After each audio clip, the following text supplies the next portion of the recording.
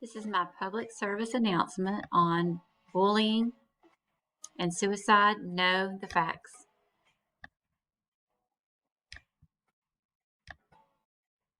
Definition of bullying. It's unwanted aggressive behavior, observed or perceived power imbalance, repetition or high likelihood of repetition of bullying behaviors. There are 3 types of bullying. Verbal bullying, teasing or name calling. Social bullying, spreading rumors, embarrassing others. Physical bullying, hitting, kicking, and pushing. Facts about bullying. Bullying affects all youth, including those who are bullied, those who bully others, and those who witness bullying. The effects of bullying may continue into adulthood. Children with physical, developmental, intellectual, emotional, and social sensory disabilities are at all increased risk of being bullied.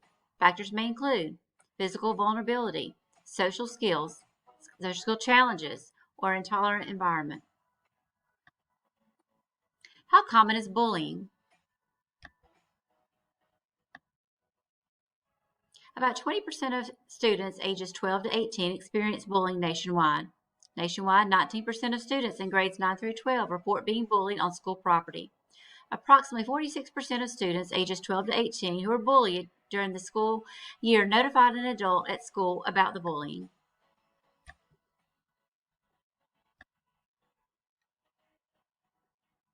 Signs of bullying: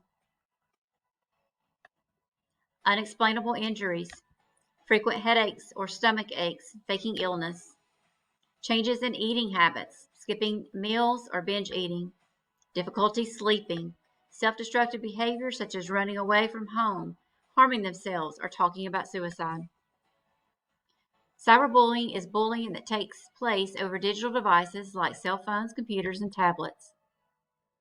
Warning signs can include noticeable increases or decreases in device use. A child hides their screen when others are around. A child becomes withdrawn or depressed or loses interest in people or favorite activities.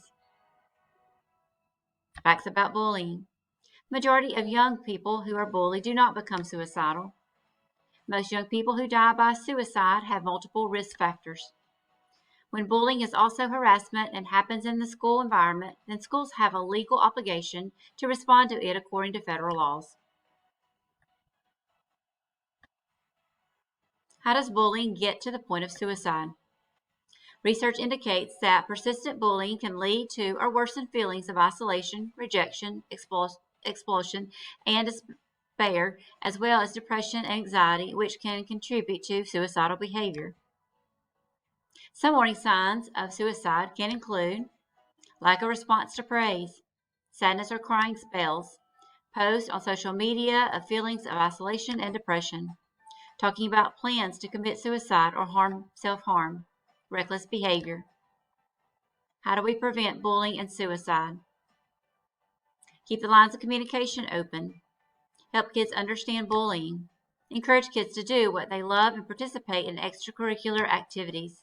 Model how to treat others. Set policies and rules that work to prevent bullying. Respond to bullying quickly and consistently. Engage parents and youth by forming a school safety committee. Help children build resilience by spending time with the children, providing structure and guidance, being aware of the child's activities, and providing warm emotional support. Additionally, I also feel that in the school environments, we can do a better job at educating the general population on the specific needs of some of the special needs kids. Sometimes it's good to go into the classrooms and teach them how the disability may affect the child's ability to socialize or to communicate.